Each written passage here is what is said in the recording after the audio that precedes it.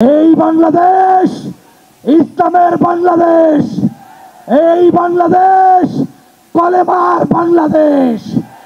এই বাংলাদেশে আগামী দিনে যারাই ক্ষমতায় আসবে, ইসলাম বাদ দিয়ে, মুসলমানের ধর্মনীতি বাদ দিয়ে কেউ আসতে পারবে না, পারবে না, পারবে না।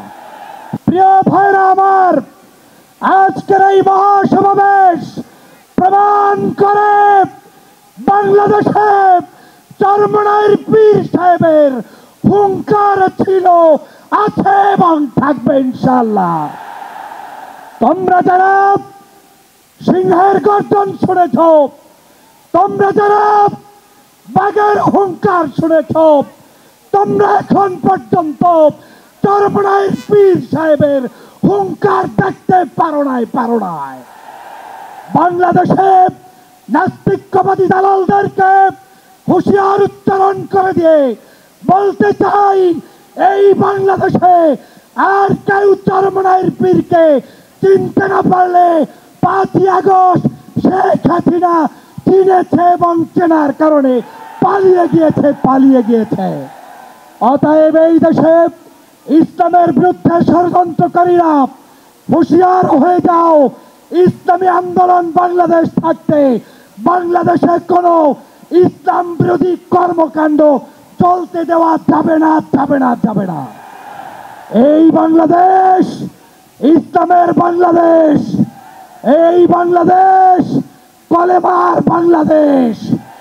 এই বাংলাদেশে আগামী দিনে যারাই ক্ষমতায় আসবে, ইসলাম বাদ দিয়ে, মুসলমানের ধর্মনীতি বাদ দিয়ে কেউ আসতে পারবে না। সমাবেত জনতা, আপনাদেরকে স্পষ্ট বলতে চাই, গত 16 বছর পর্যন্ত আওয়ামী লীগ জুলুম করেছে, অত্যাচার করেছে, নির্যাতন করেছে।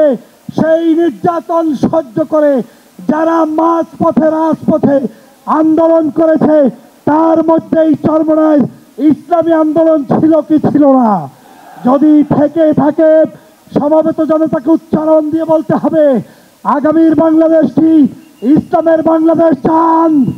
যদি চান, নারায়ে তাকবীর, নারায়ে তাকবীর। আমি সর্বশেষ একটি কথা বলতে চাই, আমাদেরকে ঐক্যবদ্ধ থাকতে হবে বাংলাদেশ বিনির্মাণের জন্য।